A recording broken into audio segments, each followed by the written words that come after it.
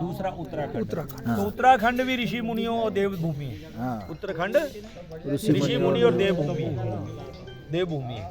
इसलिए हरिद्वार, हरि का द्वार, उधर से द्वार से अंदर प्रवेश होते हैं, अंदर द्वार से प्रवेश होते हैं तो हरिद्वार।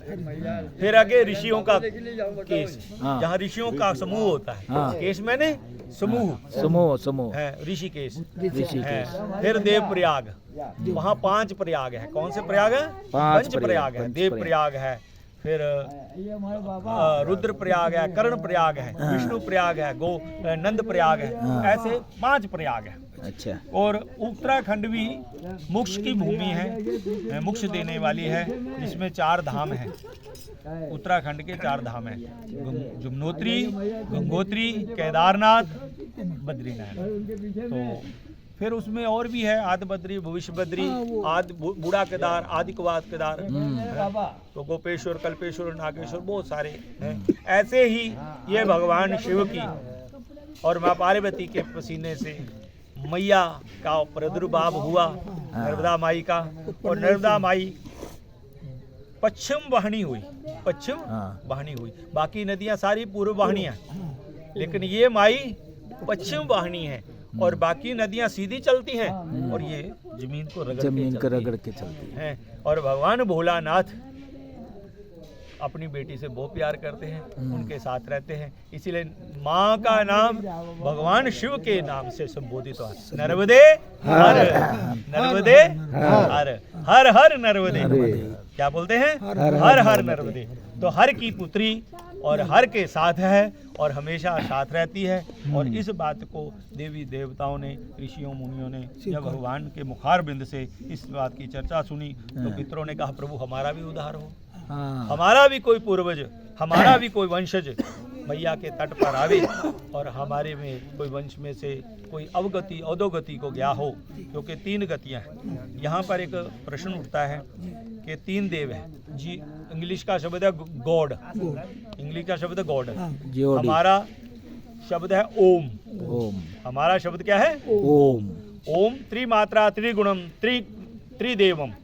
ओमकार में 3 मात्रा है, 3 गुण हैं। कौन से गुण हैं? सतोगुण, रजोगुण और तपोगुण, तमोगुण।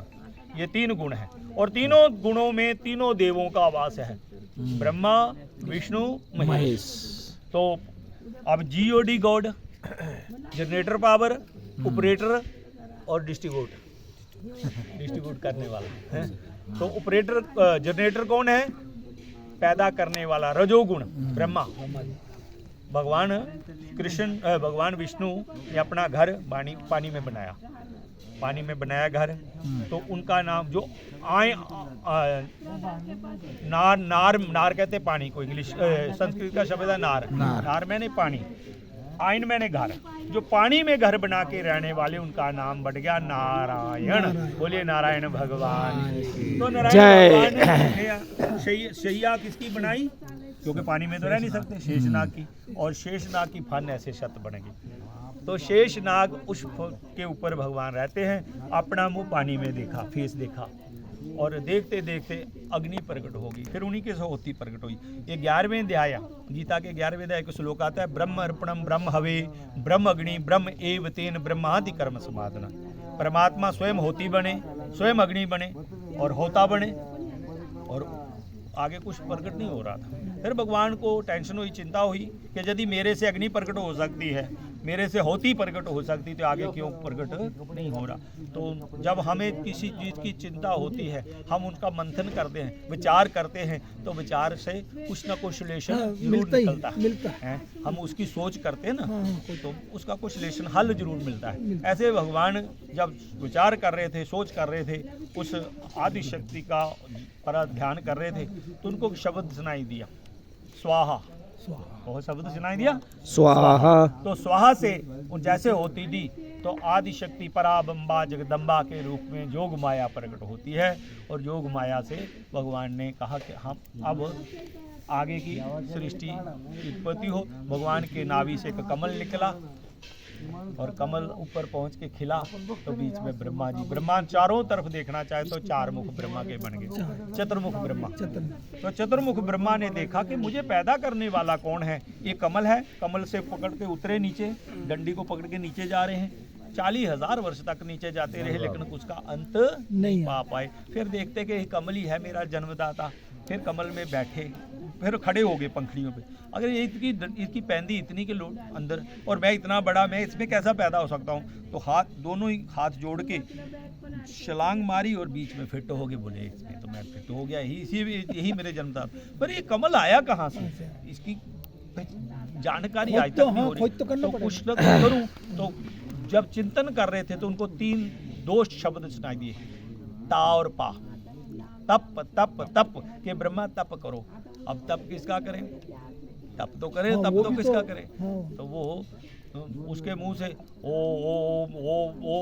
से ओम की शब्द निकलना शुरू हुआ।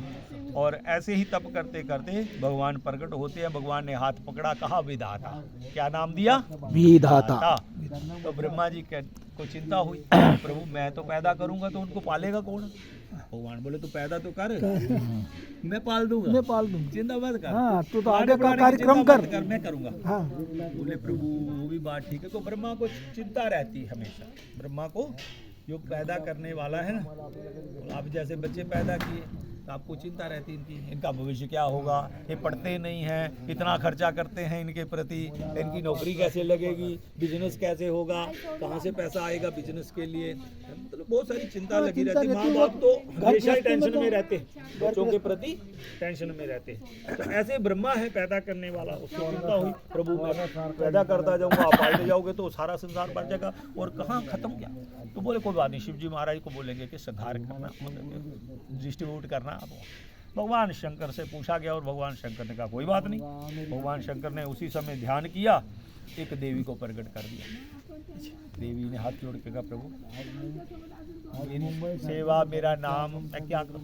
बोले तेरा नाम है मृत्यु देवी।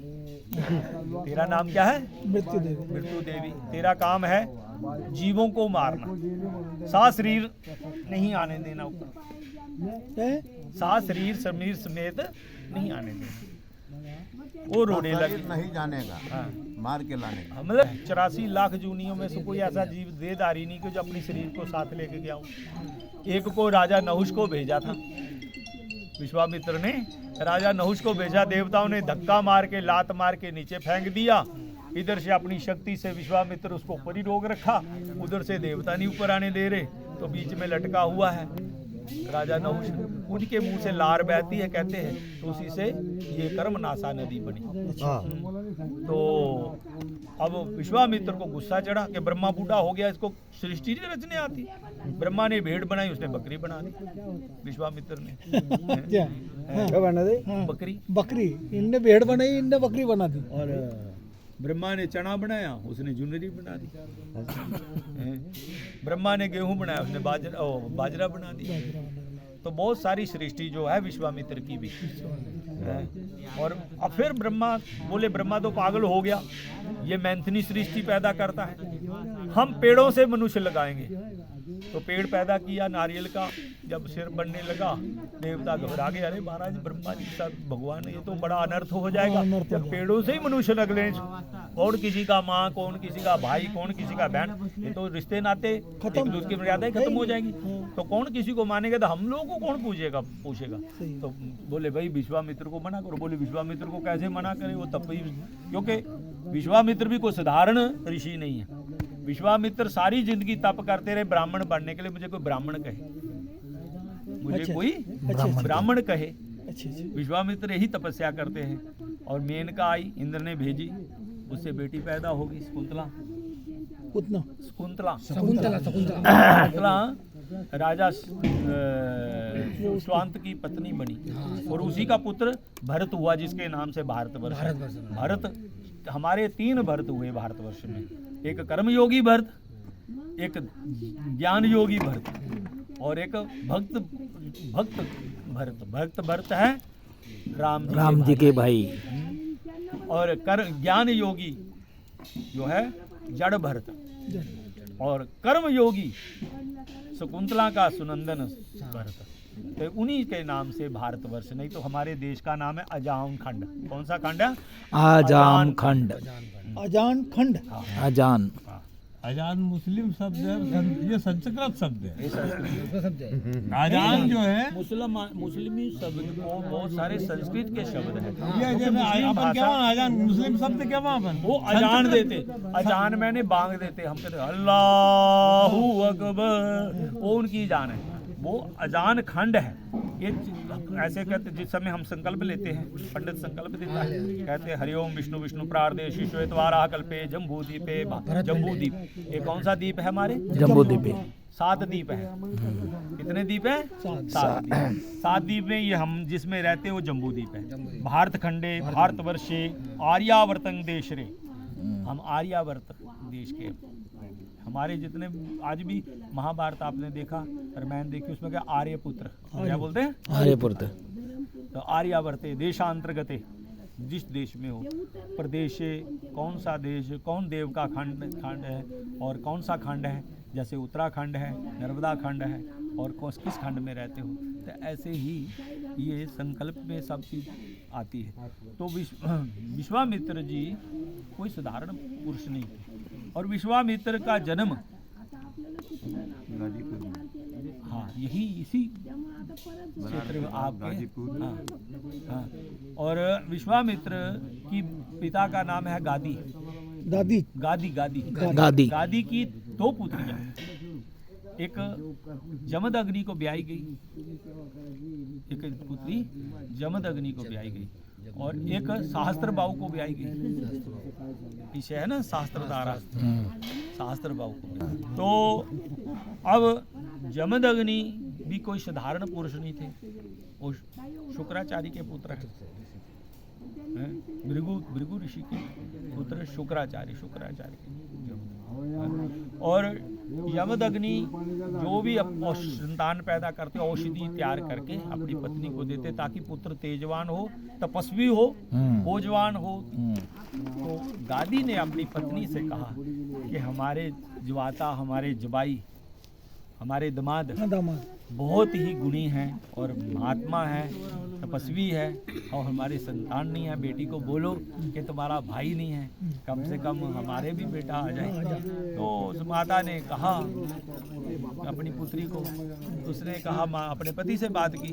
तो जमदग्नि जी ने कहा कोई बात नहीं मैया को इधर ही बुला लो, तो हम औषधि तैयार तेरे लिए करनी उनके लिए। और 2 औषधियाँ तैयार की, एक ब्राह्मण भाव की अपनी पत्नी के लिए और एक क्षत्रिय भाव की। अच्छा। 2 औषधियाँ तैयार की।